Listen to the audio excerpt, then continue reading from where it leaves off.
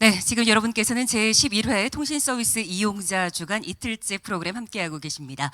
안녕하십니까. 포스트 코로나 시대 통신 이용자 보호 토크 콘서트 진행을 맡은 아나운서 김승주입니다. 지금부터 여러분이 함께하실 토크 콘서트는요, 포스트 코로나 시대 통신 이용자 중심의 보호 방안을 논의하기 위해서 마련된 자리입니다.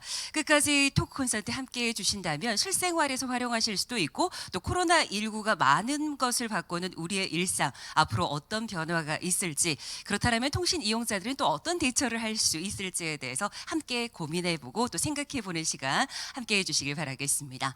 자, 저희가 토크 콘서트를 본격적으로 시작하기에 앞서서 방송통신위원회 김창룡 상임위원님의 인사 말씀을 함께 듣도록 하겠습니다. 저희 행사가 비대면 행사도 온라인으로 진행되는 만큼 인사 말씀 역시 영상으로 준비를 했는데요. 지금부터 함께 보시겠습니다. 안녕하십니까. 방송통신위원회 상임위원 김창룡입니다. 누구도 예상하지 못한 코로나19로 우리의 삶에 많은 변화가 진행되고 있습니다. 서로 얼굴을 마주하고 해왔던 모든 일상이 마스크로 얼굴을 가리고 만나거나 오늘처럼 이렇게 어색한 영상을 통해서 만남이 이루어지고 있습니다.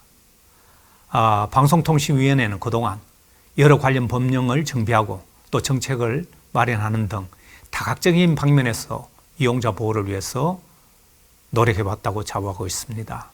오늘 마련한 토크 콘서트는 포스트 코로나 시대의 통신기술과 서비스의 변화, 또 다양한 이용자 보호 이슈와 관련된 정책 방향을 논의하는 아주 좋은 기회가 될 것으로 기대하고 있습니다. 오늘 주제 발표와 토론에 참석해 주신 전문가분들과 콘서트를 준비해 주신 관계자분들께 진심으로 감사와 격려의 말씀을 드립니다. 고맙습니다. 네, 방송통신위원회 김창룡 상임위원님의 인사 말씀 영상으로 함께 하셨습니다. 자, 그렇다면 지금부터 주제 발표를 시작하겠습니다. 첫 번째 주제 발표는요, 포스트 코로나 시대 통신기술 변화를 주제로 해서 손성영 유프리즘 실장님께서 발표를 해 주시겠습니다.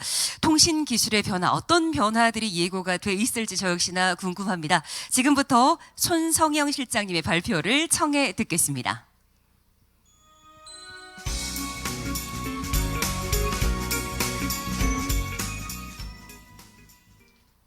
네, 안녕하십니까.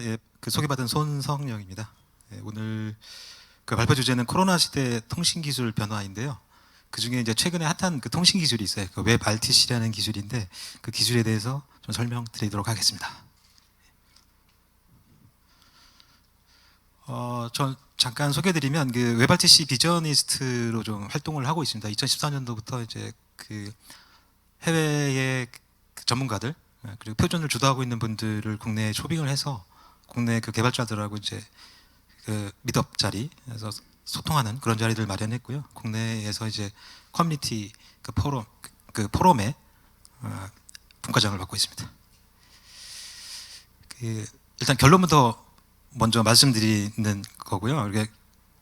주제는 이제 통신기술 변화인데 통신기술을 세세하게 설명하기는 사실 너무 길죠. 그래서 통신기술이 어떻게 변화하는지 이제 그 내용에 대해서 좀 정리해봤어요. 그래서 지금 이제 최근에 비대면 온라인으로 이제 생활, 일과 프로젝트 그런 것들을 하기 위해서 각광받는 통신기술의 이제 요소들인데요. 그 전에는 이제 실시간 기술에 대해서 크게 저희가 얘기를 하지 않았죠.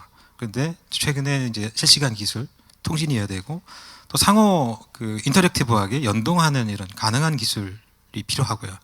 그리고 협업, 결국에는 이제 재택근무와 연관된 것이긴 한데 협업을 가능해야 하는 통신 기술이어야 되고요. 그리고 얼굴 보고 하는 화상, 그전에는 화상이 크게 또 마찬가지로 대두되지 않았습니다.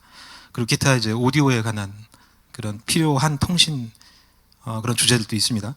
그리고 접근하기도 쉬워야 됩니다. 기존에 이제 대표적으로 이제 웹 RTC는 이제 플러그인의 대체 기술이기도 한데요. 그래서 플러그인을 설치해서 이제 그렇게 어려운 통신 기술이 아니어야 되고요. 그리고 대용량으로 여러 명이 같이 이제 통신하는 이런 기술, 1대1 기술에서 확장하는 이런 기술이 필요하죠.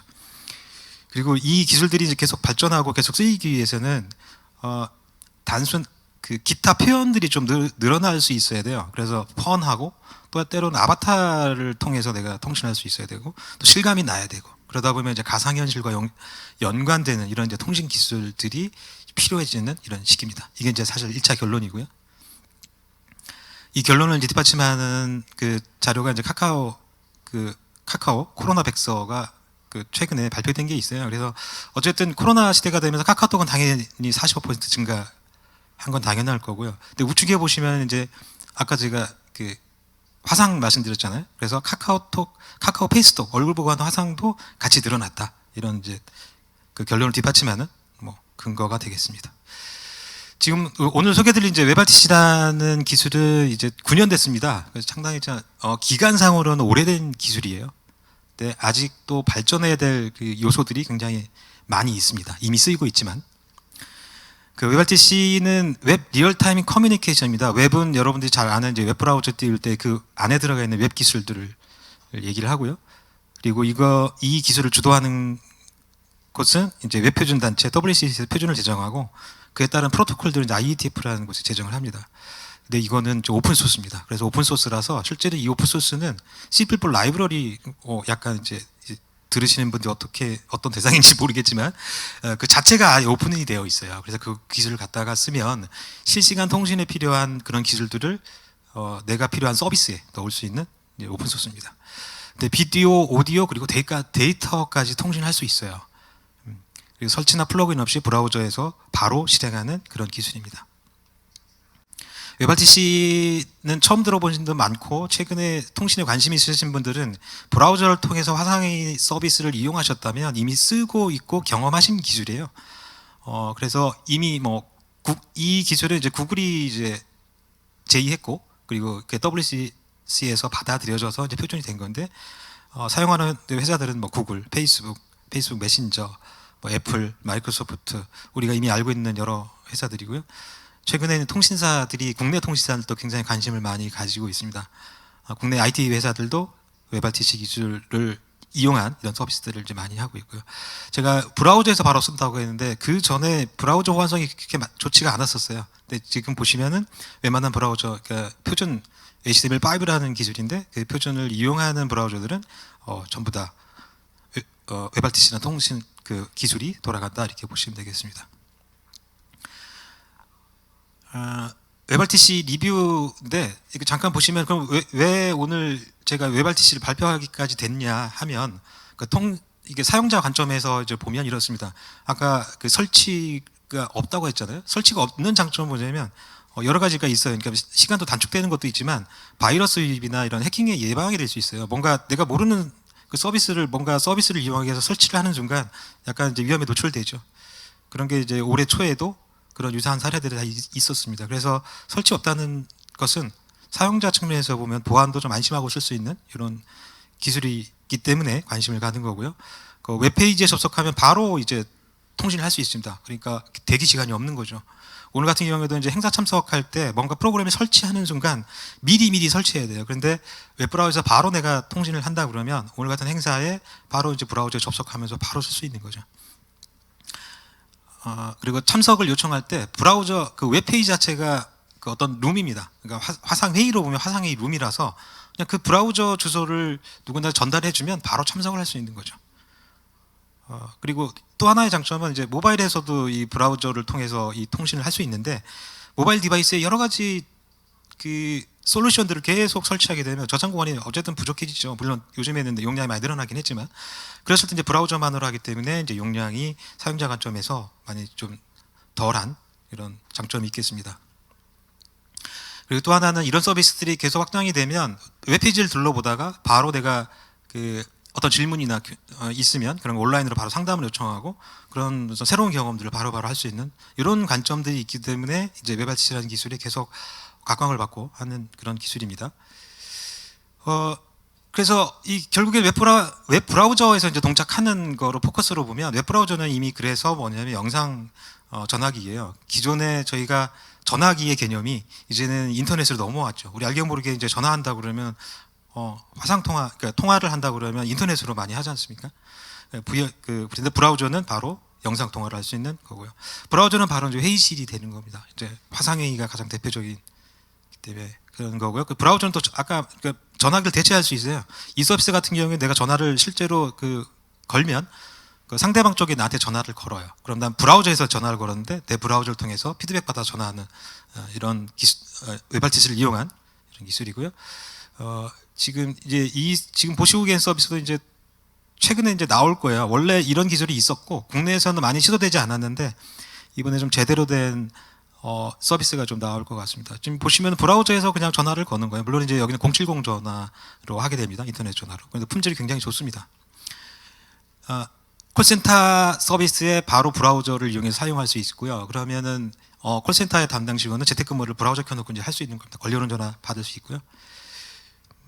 네, 같은 말씀을 드리는 거고 브라우저가 또 그 웹RTC 이제 기술을 이용해서 한 서비스인데 이 서비스 같은 경우에는 게임입니다. 게임인데 브라우저에 게임 하나 띄워놔요. 그리고 모바일로 내가 똑같은 브라우저에 들어가면 그 멀티로 같이 게임을 할 수 있습니다. 그러는 순간 이제 내 모바일에 있는 브라우저는 게임 콘솔이 되는 이런 서비스입니다.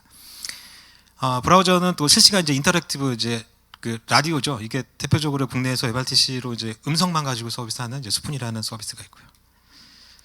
브라우저는 또 토론 회장입니다. 저희 솔루션을 이용해서 그 토론회했던 장면이고요. 그 브라우저 자체는 이제 방송 시청하고 참여하는 도구고요. 이미 그 전에 그 스포츠 TV나 그 스포츠 TV에서 팬들과 대화를 할 때 브라우저를 통해서 이제 바로 서비스를 했었어요. 그리고 브라우저는 이제 또 방송 송출 장비입니다. 스트리밍을 하는데 브라우저를 통해서 이제 스트리밍을 할 수 있어요. 그리고 브라우저는 홈 트레이너고요. 근데 제가 아까 계속 지금까지 이제 브라우저로 말씀드렸는데 사실 브라우저에만 쓰는 게 아니라 그 자체 소스는 오픈으로 나와 있는데 그 소스를 이용하면 앱을 만들 수 있어요. 그래서 맨 좌측에 보시면 당연히 화상회의, 그다음에 그 두 번째 분 아자르 같은 경우에는 전 세계적으로 유명한 이제 그 랜덤 미팅 서비스죠. 그리고 스무디 같은 경우는 이제 캐주얼하게 정말 캐주얼하게 여러 명이서 이제 채팅할 수 있는 서비스. 그다음에 오른쪽에 보시면 튜터링 교육 서비스. 그다음에 맨 오른쪽에 보시면 아까 통신사를 말씀드렸는데 통신사 중에 이제 SKT의 이제 미더스라는 프로그램 화상 솔루션인데요. 그 저변에는 이제 웹RTC를 이용한 기술이 되어 있습니다. 그래서 웹 브라우저가 아닌 앱에서도 사용할 수 있는 이런 기술이고요. 또 재밌는 것들 보시면은 이게 이제 CCTV예요. 그래서 집에서 이제 놀고 있는 그러니까 남는 그 폰을 이용해서 외부에서 이제 폰에 연결해서 그 집안 내부를 확인하고 또 오른쪽에 보시면 도기보기가 있는데 이거는 이제 애완 동물들 그 반려견 이런 고양이들하고 그 내 핸드폰을 갖다 놓으면 이제 얘기도 할 수 있고요. 그리고 이제 핸드폰이니까 뭐 얘기도 하고 또 들을 수도 있고 이런 서비스들을 이제 웹RTC로 만들 수 있습니다. 정리를 하면 웹RTC가 주목받는 이유가 이제 그 오픈 소스예요. 그리고 오픈 소스이기 때문에 이 서비스를 뭔가 만들 때 기존에는 여러 가지 그 통신 서비스를 할 수 있는 기술이 이미 있었어요. 근데 통신 소비자들은 잘 모르지만 이 공급자들은 계속 라이센스를 내고 있었어요. 근데 그런 라이센스가 필요가 없는 거죠. 그렇기 때문에 그 더 재미있고 좀 색다른 서비스를 만들 때 오픈 소스라서 어떤 서비스를 만드는데 이제 비용 면에서 공급자 면에서도 비용이 적게 들어가는 이런 것이기 때문입니다. 그리고 이것은 글로벌 표준이죠. 글로벌 표준이기 때문에 글로벌 표준에만 맞춘 어떤 프로토콜들 서비스들이 있으면 연동을 할 수 있고 글로벌 표준에 맞는 디바이스가 실행이 되는 그 디바이스라면 그 서비스는 이제 웹RTC로 같이 연동을 이제 할 수 있는 이런 서비스가 되겠습니다. 그리고 현재 웹RTC는 이제 9년째가 되면서 상당히 고퀄리티로 많이 올라와 있어요. 그래서 비디오, 오디오, 또 밴드위스나 이런 것들이 많이 높아지면서 상당히 고퀄리티가 되어 있고요. 아까 이제 유저 프렌들리 뭐냐면 웹브라우저로만 통신을 딱 하기 때문에 실제로 브라우저 경험이 있으면은 기존에 다른 경험이 없어요. 브라우저로 내가 통신한다는 생각을 가지고 그러니까 브라우저 웹페이지를 동작한다고 생각하면 그러면 바로 이제 통신 서비스를 사용하는 거기 때문에 유저 프렌들리한 거고요. 그리고 이 개발하는 입장에서도 일단은 쉬워요. 물론 나중에 가면 어려운 부분이 있습니다. 근데 간단한 어떤 서비스들은 금방 만들 수가 있는 서비스입니다. 그리고 웹RTC는 굉장히 그 통신 보호 측면에서 전 구간이 사실 시큐어한 구간으로 되어 있습니다. 그리고 이제 이 다음 기술들이 준비되고 있는데 다음 기술들 준비되고 있는 것도 현재보다는 더 파워풀한 그런 기술이 되는 거고요. 다양한 통신 서비스에 활용된 기술이에요. 그래서 그 화상회의, 교육, 소셜 미디어, 실시간 방송, 미디어 커머스, 라디오 방송, 그리고 이제 현재 이제 AR, VR, 게임까지. 이제 앞으로는 지금 이제 저희 서비스를 가지고 많이 이용하는 걸 보면 이제 행사 공연들이 많아요. 왜냐하면 그 전에는 오프라인 행사들이었는데 이제 오프라인을 이제 할 수 없게 된 서비스들은 온라인으로 넘어가야 되는 거고, 그 온라인으로 넘어가는 서비스가 반드시 필요한데 그때 이제 저희 솔루션들을 이제 많이 이용하고 있고요. 중간에도 말씀드렸지만 이제 홈 트레이닝, 뭐 면접 그 화상 면접하고 온라인 면접은 이제 거의 아마 일반화 됐을 거예요. 그래서 그 대기업들은 화상 면접 시험도 화상으로 하고 있습니다. 대기업에서는 이제 워낙 모이는 집단 그 수가 많기 때문에 그럴 수밖에 없고요. 그 상담도 이제 많이 활용되고 있어요. 예. 그리고 접객 로비에서, 그다음에 키오스크, 호텔이나 이런 데서도 이제 사람이 이제 그 코로나 때문에 있는 게 아니라 키오스크에서 눌러서 하는 거고, 키오스크에서도 웹RTC 장점은 브라우저만 띄워놓으면 되기 때문에 이제 일단 편리한 겁니다. 그리고 이 기술은 지금까지 사람과 사람 간의 이제 통신 이런 거를 말씀드렸는데, 결국에는 앞으로는 이제 사람과 사람을 넘어 사람과 사물 간에, 그래서 IoT, 홈 오토메이션, 커넥티드 카, 스마트 스피커에도 이제 웹RTC 기술이 들어가 있고요. 아까 잠깐 말씀드렸던 이제 반려동물과의 그런 서비스 만들 때도, 앱을 만들 때도 이제 통신할 수가 있고요. 네, 이상입니다. 더 많은 정보는 여기 들어가시면 있습니다. 네, 감사합니다. 네, 고맙습니다. 첫 번째 주제 발표 손송영 뉴프리즘 실장님의 발표 잘 들었습니다. 통신기술 변화라는 주제로 발표를 해주셨는데요. 웹RTC가 어떤 기술이고 지금은 어느 분야에서 활용되고 있지만 앞으로는 또 어떻게 활용이 될 것 같다라는 주목받는 이유까지 총정리를 해서 설명해 주셨습니다. 다시 한번 감사 인사를 드리겠고요. 계속해서 두 번째 발표 이어가겠습니다. 두 번째 주제 발표는 포스트 코로나 시대 통신 서비스 변화라는 주제를 가지고 김용재 교수님께서 진행을 해 주시겠습니다. 교수님 지금부터 시작해 주시기 바랍니다.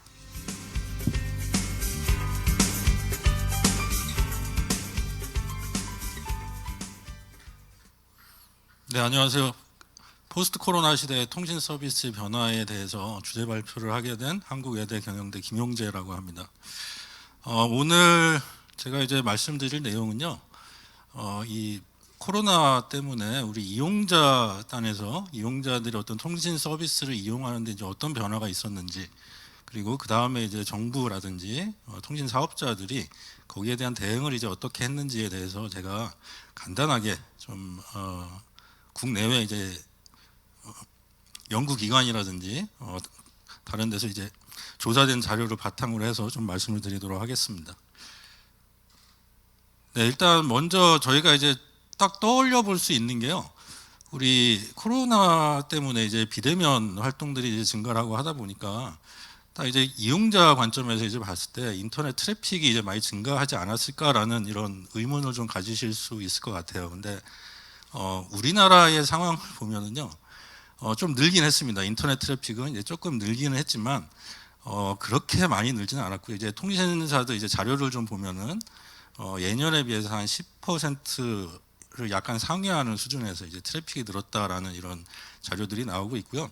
근데 이거는 이제 우리나라 전체 그 네트워크 커패서티의 한 45%, 이제 많게는 한 60% 정도를 차지하고 있다라고 이제 이야기를 합니다. 그래서 우리나라는 사실 이런 그 네트워크에 대한 어떤 부하라든지 이런 거에 대해서는 지금은 아직까지는 이제 좀 안전하다라고 이제 말씀을 드릴 수 있을 것 같고요. 근데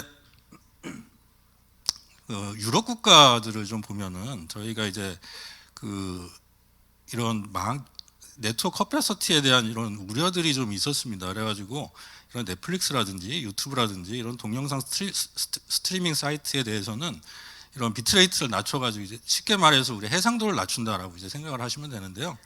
그런 식으로 이제 네트워크 트래픽을 이제 줄였다라고 이제 말씀을 드릴 수 있을 것 같고, 네, 이렇게 된 이유를 좀 제가 좀 설명을 드리고 싶은데, 이 아래 이제 그림을 보시면은 우리나라 국민들은 사실 인터넷을 이용하는 비중이 굉장히 높습니다.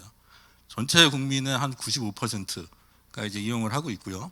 그리고 또 오른쪽 이제 밑에 보시면은 이제 전 세계 글로벌하고 이제 우리나라하고 그 가입자당 인터넷을 이제 그 사용하는 그 용량을 저희가 이제 좀 볼 수가 있는데, 우리나라는 17년도에 이미 이제 90기가를 이제 넘어섰고요.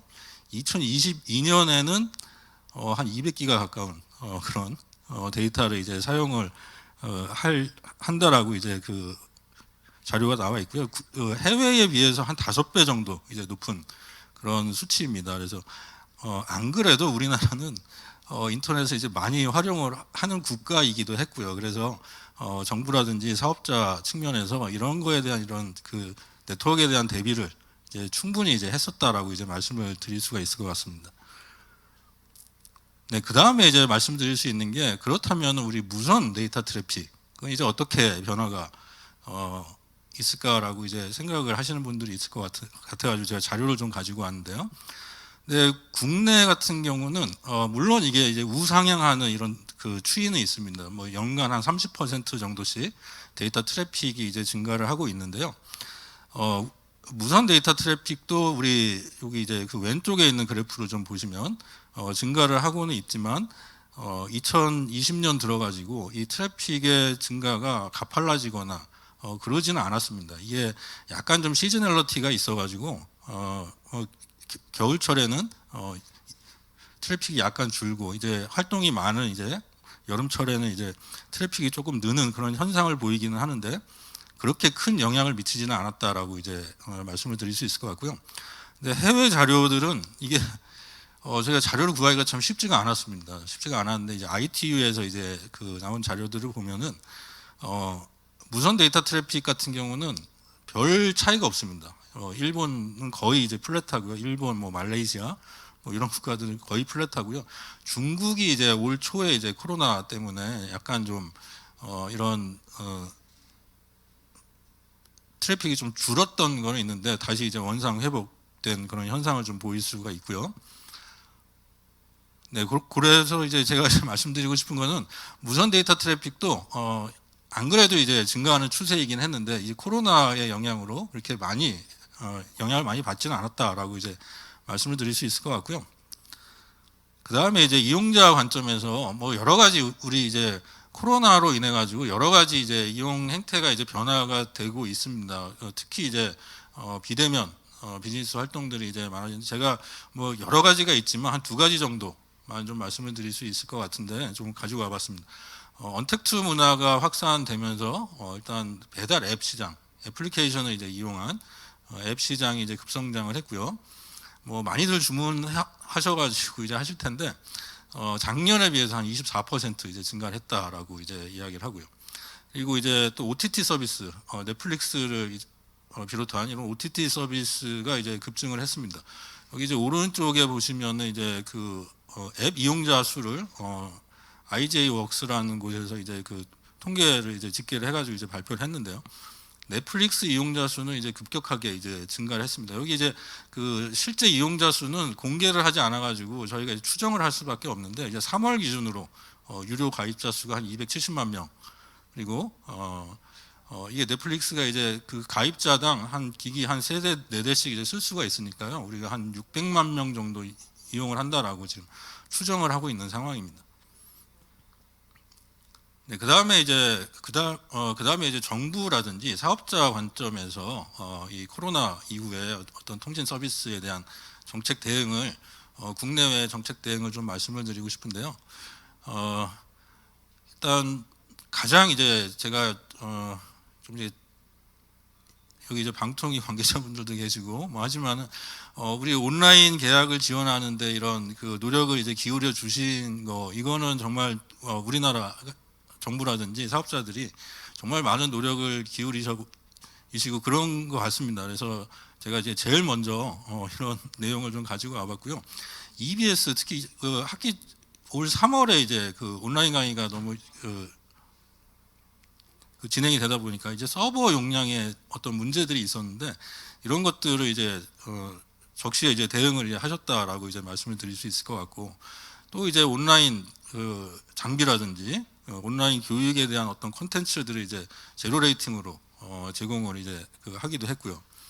그리고 직접적인 어떤 그 통신 서비스라고 할 수는 없겠지만 우리 코로나 확산 방지를 위해서 여러분들 이제 다 아시겠지만 그 올 봄만 하더라도 뭐 이런 마스크 판매 데이터를 이제 개방을 한다라든지 지금도 이제 하고 있습니다만 어떤 QR 코드 가지고 이제 전자 출입 명부를 이제 도입을 한다라든지 그리고 이제 무엇보다도 이런 코로나 확산 방지를 위해서 이런 동선 추적을 하는데 이런 기지국의 어떤 정보를 이제 활용한다든지 아니면 이제 CCTV라든지 아니면은 이제 그 카드 결제 내역 뭐 이런 것들을 이제 통해 가지고 동선을 이제 추적하는 그런 대응을 이제 하기도 했고요.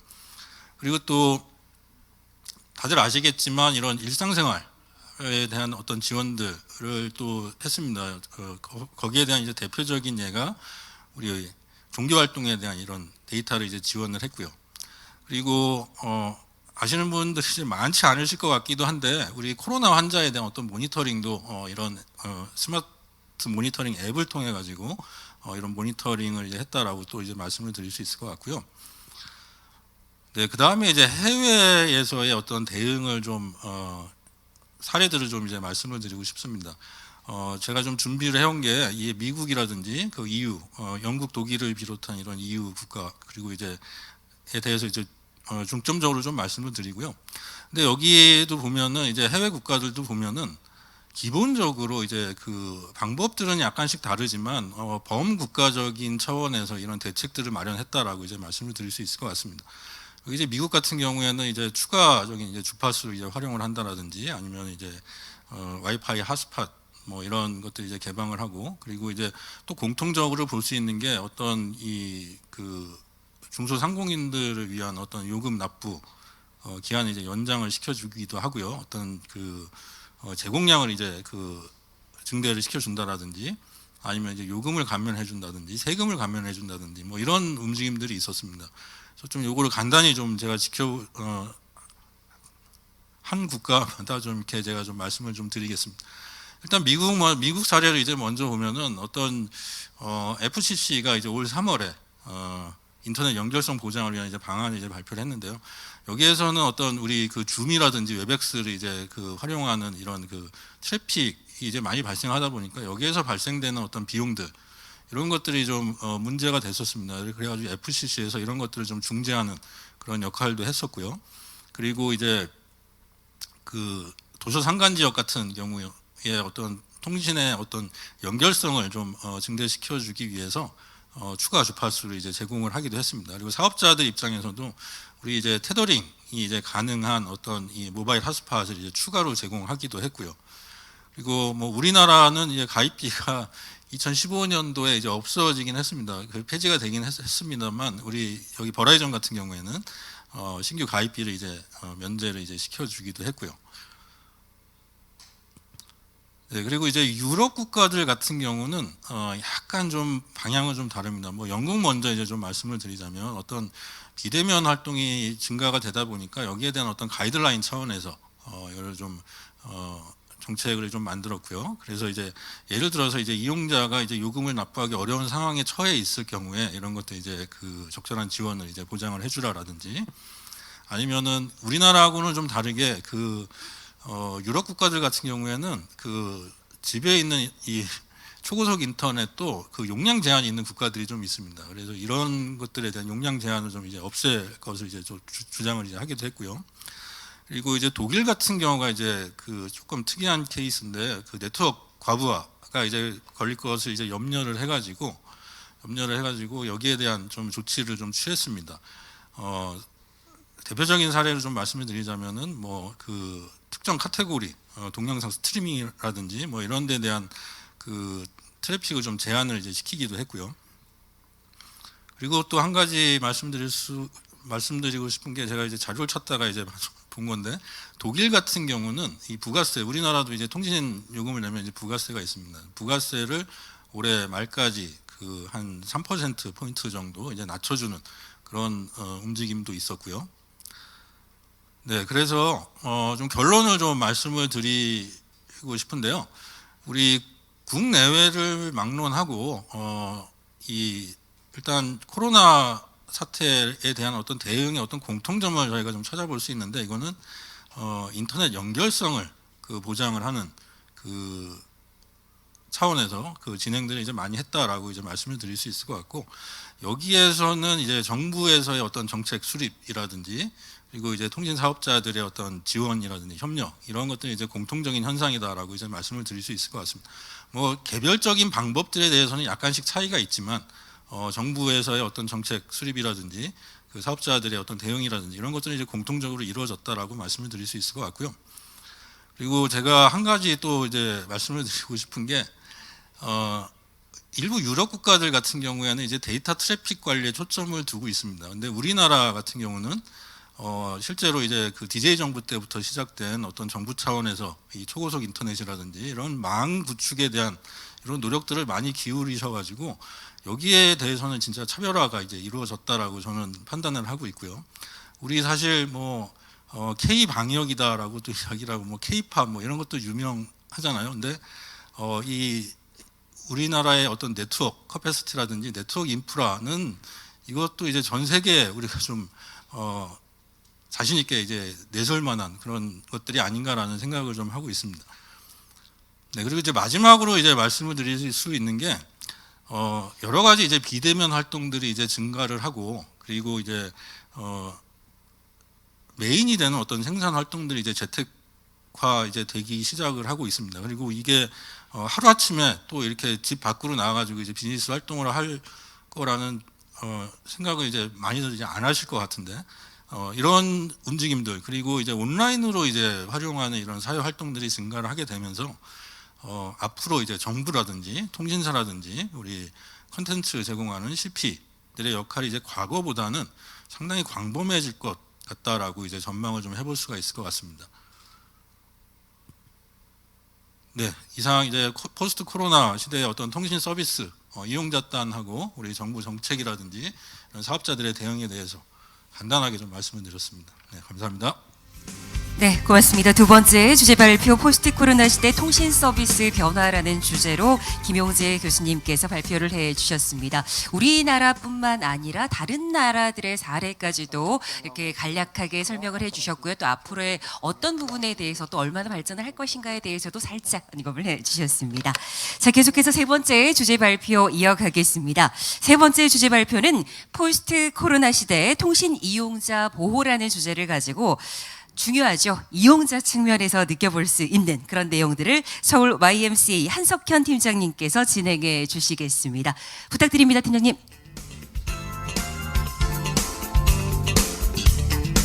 네, 안녕하세요. 서울 YMCA 한석현입니다. 제목만 보면 제가 주인공인 것 같은데요. 그래도 이제 언택트로 여러분과 온라인으로 저도 소통하다 보니까 좀 어색한 감은 없지 않아 있습니다.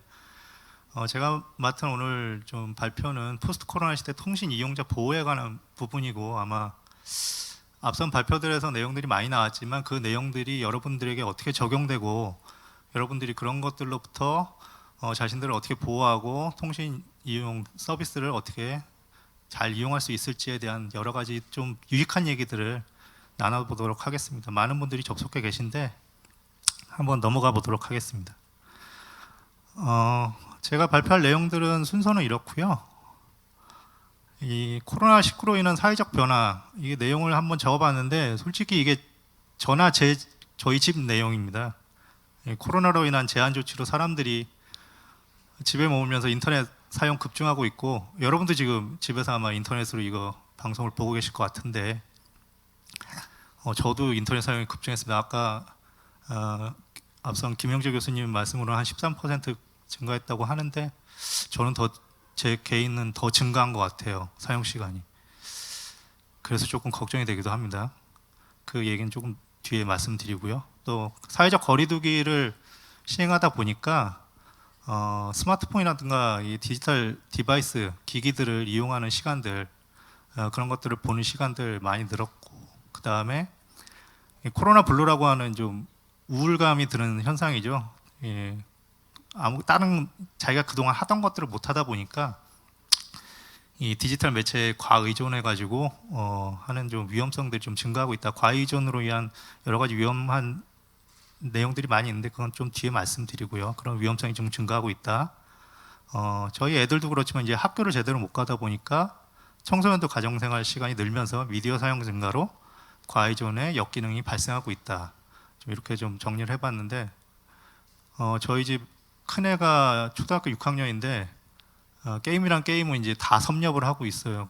어제는 이제 드디어 리그 오브 레전드를 모바일로 하겠다고 저한테 깔아달라고 해서 깔아줬는데 이게 좀 여러 가지 게임을 하는 것도 뭐 재밌게 하면 좋은데 그걸 하는 시간이 늘어나다 보니까 본인이 그것과 자기가 해야 될 시간들, 공부 시간이라든가 또 운동 시간이라든가 취미 시간이라든가 이런 것들을 잘 안배하기 어려운 좀 게임에 좀 많이 빠져 있는 그런 상황들이 많이 발생을 하고 있습니다. 저희 집에서도. 그 다음에 기존의 통신 서비스와 연계된 다양한 영역에서 문제가 확대 재생된 될 우려가 있는데요. 저도 아마 3월까지는 제가 그 유튜브 같은 걸 거의 안 봤거든요. 근데 제가 어디 토론회, 통신 관련, 방송 관련 토론회 같은 데 갈 때마다 다 결국 문제는 유튜브였어요. 예. 그러니까 유튜브로 다 모든 문제가 귀결되다 보니까 도대체 유튜브에 뭐가 있나 해서 보기 시작하다 보니까 저도 유튜브를 보는 시간이 개인적으로 많이 늘었습니다. 그리고 이제 뭐 넷플릭스로 대표되는 OTT 서비스를 보는 시간도 많이 늘었고요. 극장을 못 가다 보니까 저도 아마 2월 이후로 극장을 못 간 것 같아요. 물론 방역이 잘 돼 있는 곳은 가셔도 됩니다. 안전하게는. 근데 이제 못 가시는 분들이 많이 있죠. 저같이. 그 다음에 코로나 이후로도 바뀐 생활 패턴과 도출된 문제들이 이어질 가능성이 크다. 이게 생활 패턴이라는 게 한번 바뀌면 그게 이전으로 돌아가는 게 그렇게 쉽지가 않거든요. 저도 이제 걱정되는 게 제 얘기라고 말씀드린 게 저 자는 시간이 되게 늦어졌어요. 그러니까 퇴근하고 뭐 집에 와서 아이들이랑 식사하고 저녁 시간에 제 방에는 이제 TV를 거실에서 안 보다 보니까 제 방에서 이제 컴퓨터로 TV를 보려면 뉴스를 보려면 유튜브를 통해서 이제 생중계되는 뉴스 라이브를 많이 보는데 그렇게 유튜브를 또 보고 애들이 자고 나면 뭐 영화를 한 편 보고 싶으면 또 넷플릭스나 이런 웨이브 같은 OTT 서비스를 한번 보기도 하고 이러다 보니까 12시를 넘어서 자는 경우가 거의 대부분입니다.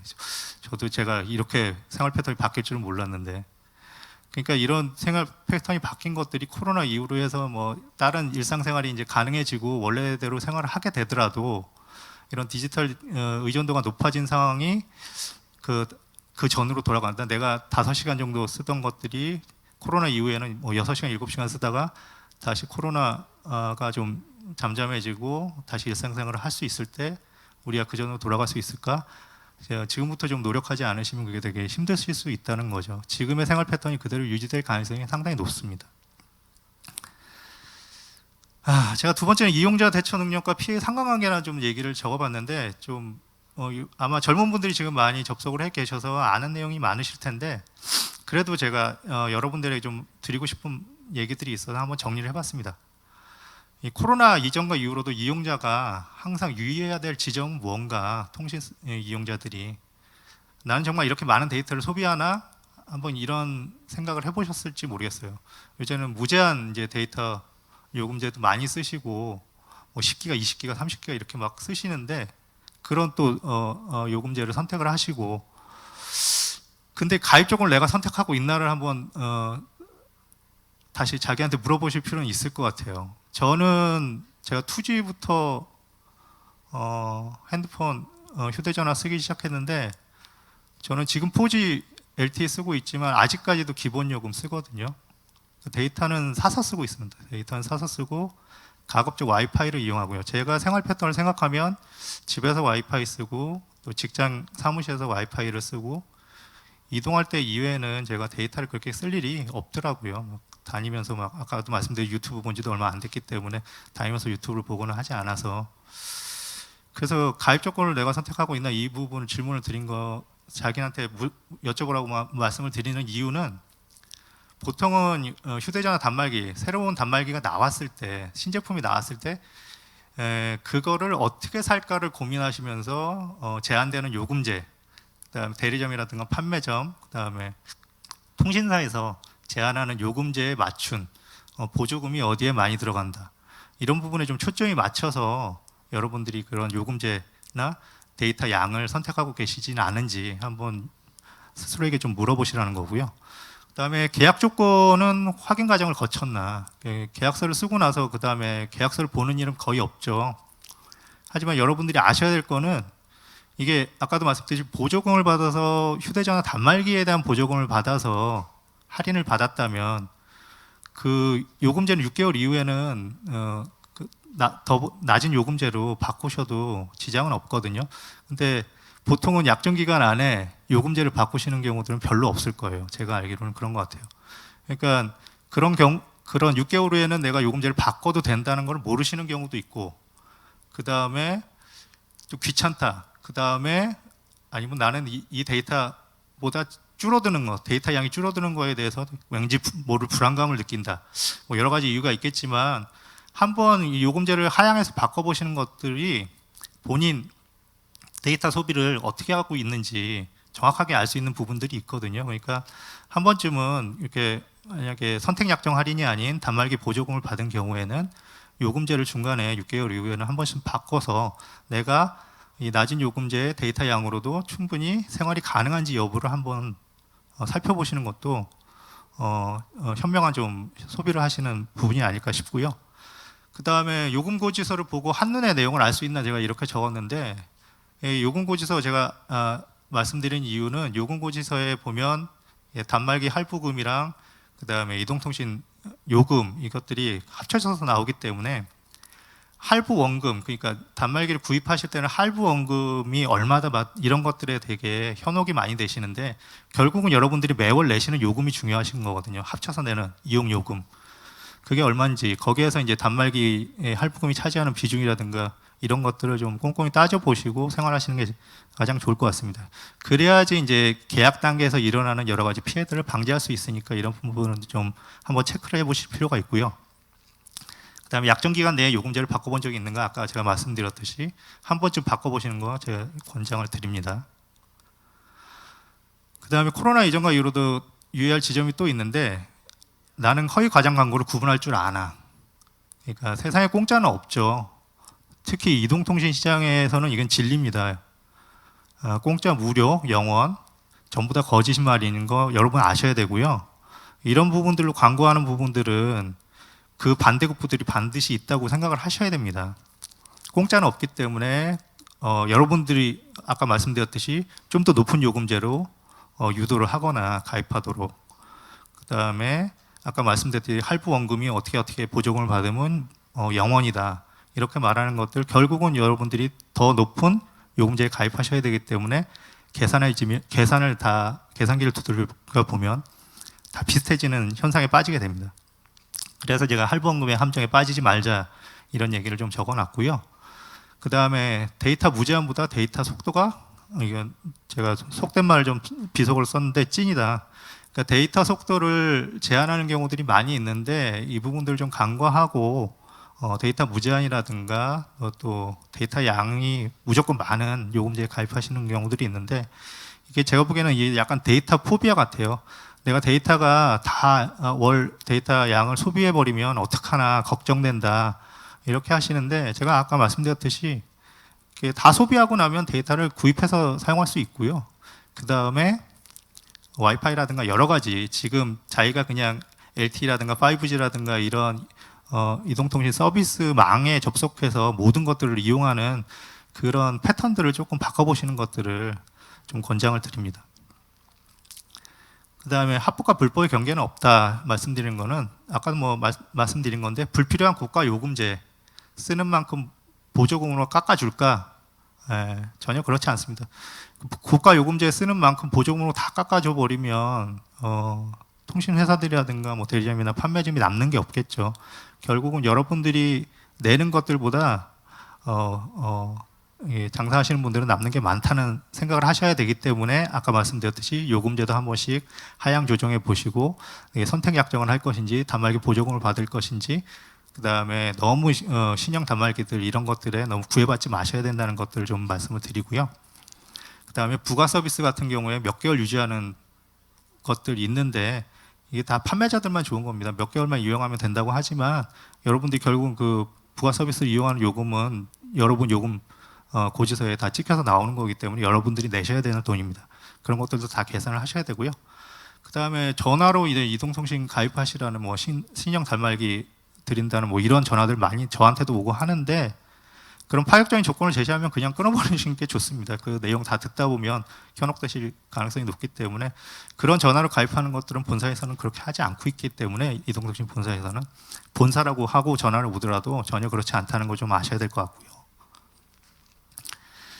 그 다음에 이런 이동통신 얘기 드렸지만 이제 통신망이 고도화되다 보니까 5G라든가 이제 4G, 5G로 고도화되고 뭐 초고속 인터넷도 되게 고도화되다 보니까 통신수단 이용한 범죄들도 진흥화되고 있습니다. 여러분들이 잘 아시는 뭐 기존 보이스피싱이라든가 스미싱, 파밍, 뭐 메신저 피싱, 저도 이런 것들 요새 많이 오는데 메신저로 이제 해외 여성분들이 되게 멋진 여성분들인데 저한테 왜 말을 거는지 모르겠지만 대부분 이런 것들이 금전적인 피해로 이어지는 경우들이 많기 때문에 좀 주의를 하셔야 되는데 이렇게 다양화되는 만큼 또 여러 가지 문제들이 발생합니다. 또 얼마 전에 저희 아내도 그 택배 문자 URL을 잘못 눌러가지고 문제가 돼서 한번 제가 공장 초기화를 했었는데 택배 등을 가장한 문자 메시지, 인터넷 주소 클릭하는 거 절대 안 되시고요. 그다음에 PC 등의 공인 인증서라든가 보안카드를 또 사진 찍어서 잘 기억을 못 하시니까 갖고 다니기 불편하다고 이렇게 하시는 경우, 찍어놓고 저장하는 경우, 계좌 비번을 저장하는 경우는 좀 안 하시는 게 제일 안전하죠. 제가 아는 개인정보 관련된 교수님이 하신 말씀이 있는데 휴대전화를 바꿀 때 개인정보들을 파괴하는 거는 휴대전화를 한강에다가 버리는 게 제일 안전하다고 하시더라고요. 그만큼 개인정보가 어디로 셀지 모르기 때문에 그런 부분에서 많이 유의를 하셔야 될 것 같고요. 그다음에 메신저를 통한 개인정보 전달 이런 것들 절대 안 되고, 그다음에 온라인 통한 급전 부탁이라든가 아까도 말 로맨스 스캔 같은 교제 이런 것들은 오프라인 확인을 좀 전제로 해서 신중하게 접근을 하셔야 된다는 말씀 좀 드리고 싶고요. 그 다음에 뉴스 서비스와 스마트 기기 활용이 첫 단추라는 게 있는데 아까도 말씀드렸듯이 구독형 서비스들이 상당히 늘고 있습니다. 그래서 이런 1인 지향 서비스 증가와 이런 IoT 기기가 많이 보급되면서 이게 즐겁고 몸은 편해지는데 그만큼 머리는 아픈 거거든요. 이게 개인정보가 어떻게 활용될지 어떻게 새나갈지 이런 것들 모르고 또 무료 체험 종료일, 구독형 서비스 같은 경우에는 무료 체험 종료일이라든가 결제 시작일 이런 것들을 주의 깊게 또 생각하지 않으시다가 유료 결제로 바로 전환돼서 피해를 보시는 경우, 계약 관계를 잘 모르시는 경우들이 많고, 그다음에 IoT 기기 선택 시에도 보안 관련 안전성 검증 같은 것들을 확인을 좀 안 하시고 그냥 싸다 이게 되게 좋다 이래서 그냥 구입하시는 경우들이 있는데 어쨌든 그렇게 구입하시더라도 검증을 하셔야 되고 안전성 검증, 그다음에 제조사에서 소프트웨어를 주기적으로 업데이트하는 이유가 있습니다. 보안 업데이트가 주 내용인데 그런 업데이트를 좀 수시 확인하고 실행하실 필요가 있습니다. 그래서 제가 뭐 좀 정리해서 시간이 많이 지나서 말씀드릴 것들인데 이용자 기업 정부의 삼각관계라는 게 있습니다. 위기를 좀 기회로 만들기 위한 여정의 시작인 것 같고요. 지금 저희가 포스트 코로나를 좀 준비하기 위해서는 정부는 코로나 같은 위기 상황에서 좀 심화될 수 있는 이용자 피해에 좀 대비해야 되고, 이용자는 관련 법제 등에 좀 유연화, 이용자 소비자 관련 법제 등에 좀 유연화 좀 이런 것들 좀 필요하고요. 또 통신 이용자 관련 기업과 사회적 대응을 위한 좀 네트워크 구축이라든가 또 빠른 정책들이 좀 실효성 제고를 위한 실행을 위한 노력과 좀 체계 수립 같은 좀 준비들을 지금부터 해나가지 않으면 아까 말씀드렸듯이 저희 소비자들의 이용 형태들은 많이 변했는데 그렇게 이용 형태로 변함으로써 또 다양한 서비스가 나타남으로써 발생하는 문제들에 빠르게 대처하지 않으면 더 큰 문제들을 낳을 수 있기 때문에 그런 부분에서 좀 노력들을 많이 해야 될 것 같습니다. 아까 말씀드렸듯이 또 이용자가 준비해야 될 부분들도 많기 때문에 그런 부분들도 좀 주의 깊게 여러분들이 살펴보신다면 좀 현명하게 통신 서비스들을 이용할 수 있는 좀 이용자로 자리매김하지 않을까 싶습니다. 네, 이상 마치겠습니다. 네, 감사합니다. 세 번째 주제 발표, 포스트 코로나 시대 통신 이용자 보호라는 주제로 이용자 측면에서 서울 YMCA 한석현 팀장님께서 발표를 해주셨습니다. 내용을 들으면서 저도 참 반성을 많이 했습니다. 대리점에 가서 하라는 대로 따라했었던 귀가 얇은 소비자는 아니었나 저도 반성을 하게 됐는데요. 코로나 이전 이후에 이용자가 주의해야 할 지점들과 또 통신수단이 발달하면서 범죄로 이용될 수 있기 때문에 이 부분에 대한 주의까지도 짚어주셨습니다. 자, 네 번째 주제 발표 소개해드리겠습니다. 포스트 코로나 시대 통신 이용자 보호라는 주제로 법, 제도 측면에 대해서 신민수 한양대 교수님께서 진행을 해주시겠습니다. 무대에서 함께 하시겠습니다.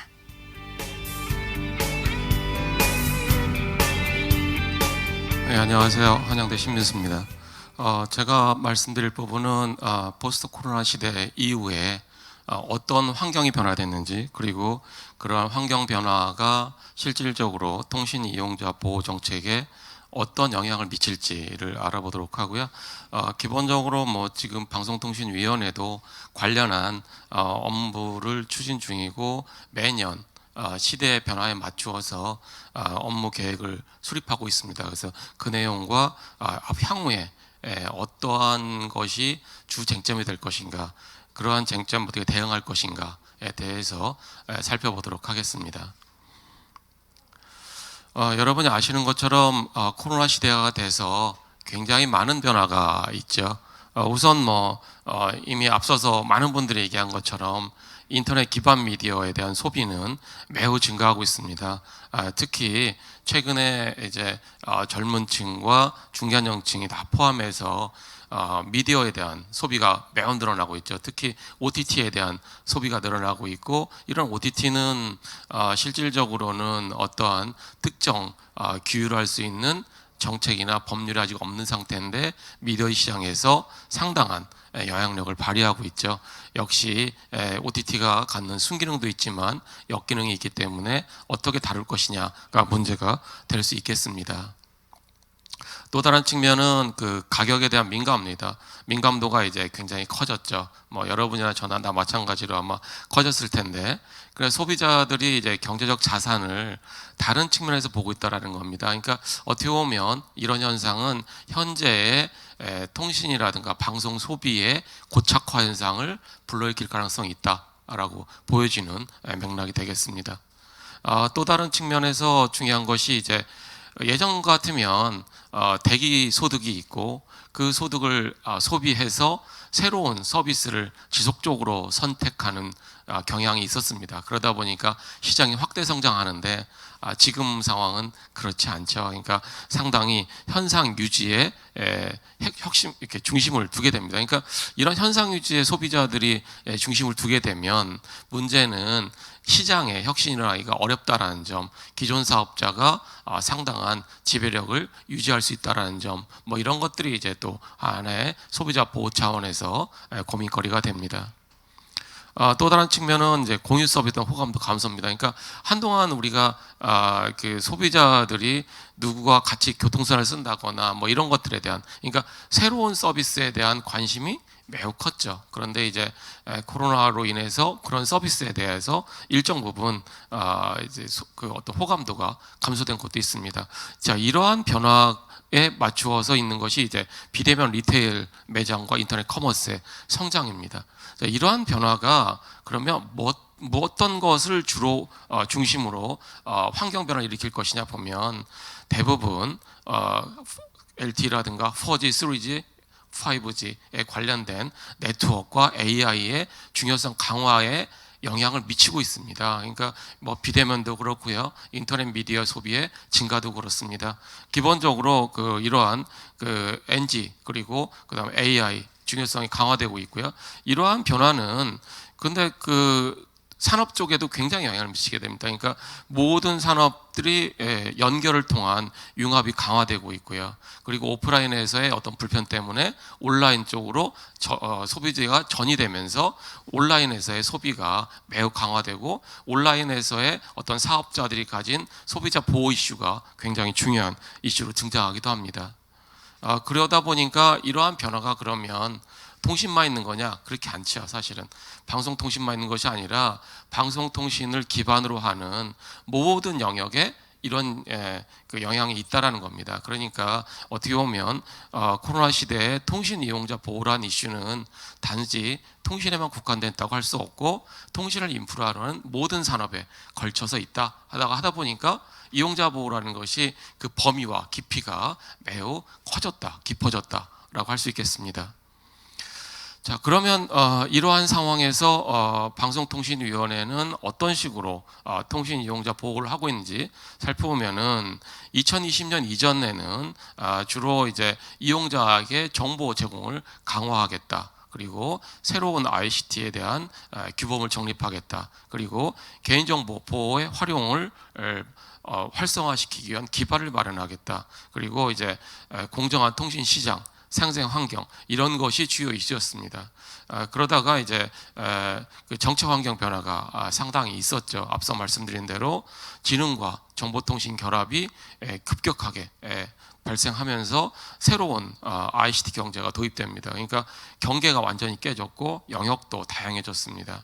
그러다 보니까 이용자 정책 패러다임도 예전과 같이 보호하겠다는 관점에서 주권론적 관점으로 이용자에 대한 능동적 사용을 강화시키는 쪽으로 바뀌었다는 게 특징이 됩니다. 그리고 이제 예전에 보지 못했던 AI라든가 O2O 같은 새로운 서비스에 있는 소비자를 보호하는 것 시 중요하게 됩니다. 그러면서 이제 방송통신위원회에서도 그 방송통신 시장 공정경쟁 환경 조성에 관련돼서 규제 형평성이라든가 국내 사업자 간 규제 형평성이라든가 상생 협력을 얘기하기도 합니다. 그리고 그 이용자 권익 증진에 관련해서도 2020년에 업무 계획이 있는 걸 보면 불법 유해 정보에 적극 대응하겠다. 그리고 지능정보 사회에서의 종합적인 이용자 보호 체계를 마련하겠다. 그리고 이제 방송통신 소외계층의 지원을 강화하겠다. 이러한 정책들이 나와 있습니다. 자, 그러면 이러한 정책들이 향후에 어떠한 쟁점들을 더 맞닥뜨릴 것이고 어떻게 대응할 것이냐가 매우 중요합니다.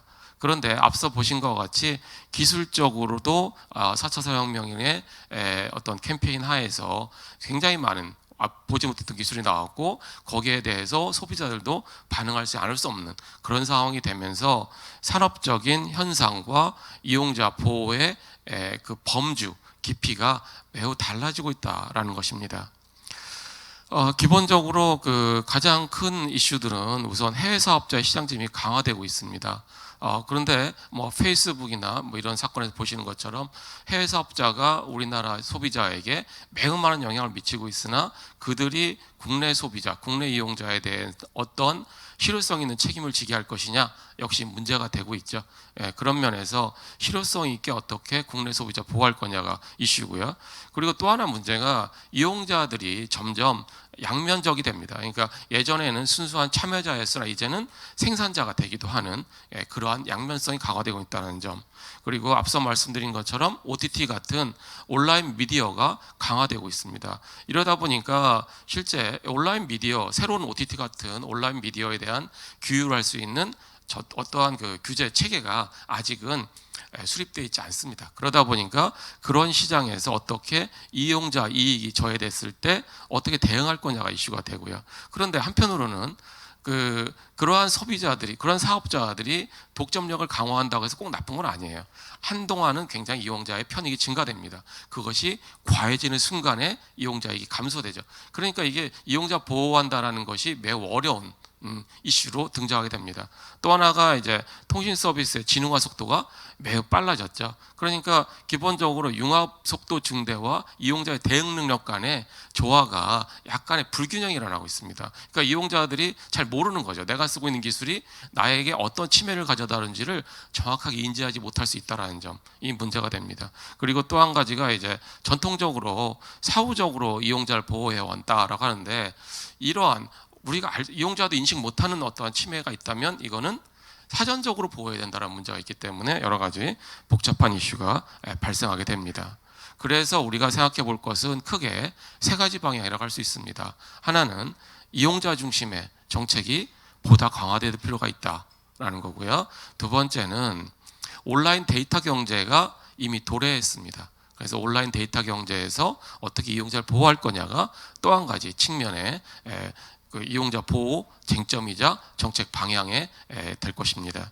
또 한 가지가 이제 지능정보 사회에서의 어떻게 이용자를 보호할 것이냐가 될 것입니다. 이렇게 세 가지 측면에서 어떻게 이용자를 보호할 것이냐, 그 정책은 무엇이냐가 이제 앞으로 이용자 보호에 관련된 여러 가지 소비자 단체라든가 정부라든가 해서 고민해야 될 이슈가 될 것으로 보입니다.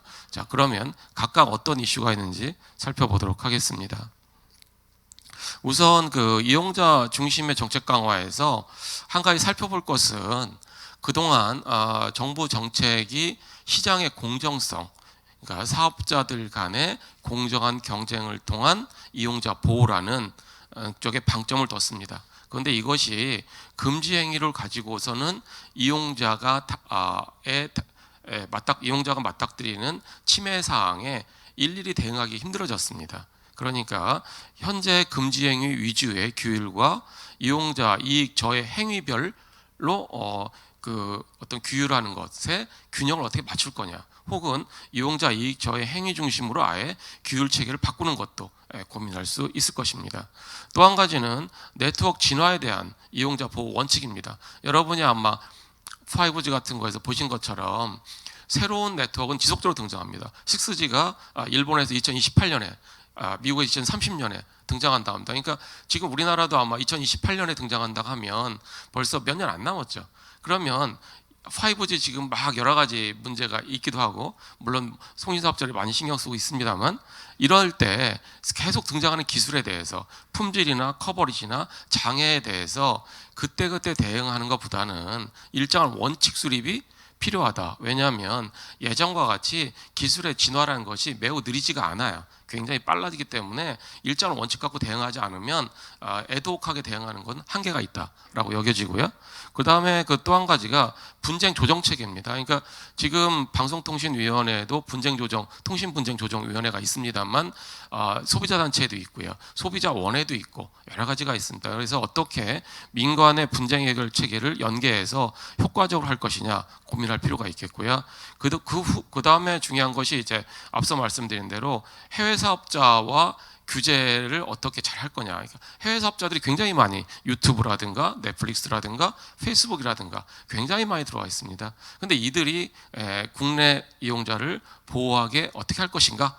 그게 이제 문제입니다. 사법적으로는 매우 어렵고 입법은 매우 쉬운 이런 상황입니다. 그래서 사법을 어떻게 강화할 것이냐 역시 우리가 고민할 문제입니다. 그 다음에 이제 고민할 것이 최근에 등장한 개인정보 보호 이슈입니다. 개인정보가 매우 중요하지만 역시 활용돼야만 하기 때문에 어떻게 개인의 정보를 보호하면서 활용할 수 있는 그 균형점은 어딘가 역시 우리가 고민해 볼 만한 문제가 되겠습니다. 또 다른 차원의 이슈는 온라인 데이터 경제에서 이용자 보호입니다.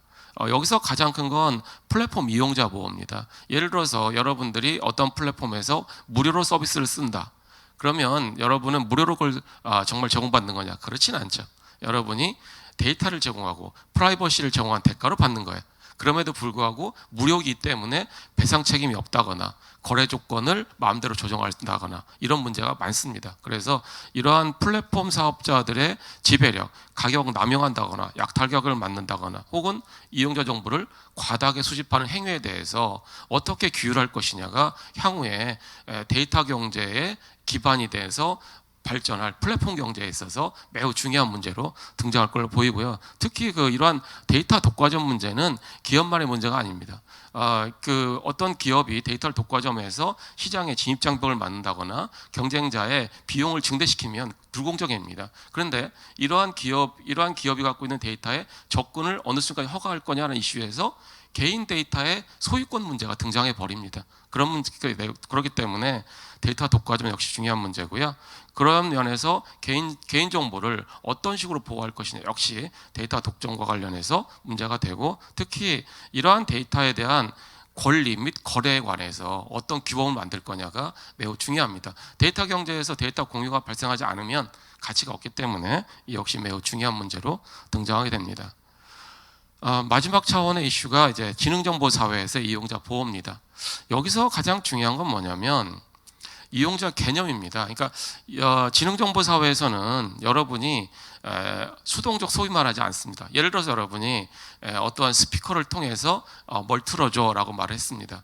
여러분이 정보를 제공하고 그걸 통해서 어떤 프로그램을 형성하고 있는 겁니다. 그러니까 어떻게 보면 생산에 직접적 개입을 하고 있는 거죠. 이런 면에서 이용자가 하는 역할이 매우 다양해졌습니다. 단순한 소비가 아니라. 그런 면에서 이용자 개념을 어떻게 정립할 거냐 이슈가 되고요. 그런데 이런 지능 정보는 뭐 아시는 것처럼 전 분야에 걸쳐져 있어요. 그래서 규제를 일반 규제로 할지 특수 분야로 규제를 할지 이슈가 되고 있고요. 그 외에 이제 데이터에 대한 불안정성, 그리고 이 데이터를 이용하는 알고리즘을 어떻게 공정성 있게 만들 거냐 역시 이슈가 될 거로 보이고요. 특히 이용자들의 리터러시가 중요합니다. 여러분이 지능 정보가 뭔지 알아야 대응할 수 있으니까요. 그런 면에서 이용자 정책이 마련될 걸로 보여집니다. 예, 이상입니다. 감사합니다. 네, 감사합니다. 네 번째 발표까지 함께 하셨습니다. 신민수 교수님께서 발표를 해주셨는데요. 포스트 코로나 시대 이용자 보호와 관련된 쟁점들, 그리고 그 쟁점들에 대해서 또 어떤 대응 방안이 있는지까지 설명을 덧붙여 주셨습니다. 자, 이렇게 해서 모든 주제 발표는 끝났고요. 저희가 잠시 후에는 패널 토론을 진행하도록 하겠습니다. 10분 후에 패널 토론을 진행하도록 할 테니까 멀리 가지 마시고 10분 후에 뵙도록 하겠고요. 지금 온라인으로 참여해 주신 저희 청중단 여러분들도 멀리 가지 마시고 잠깐 영상 보신 이후에 10분 후부터 시작되는 패널 토론에도 많은 참여 부탁드리겠습니다. 잠시 후에 뵙겠습니다.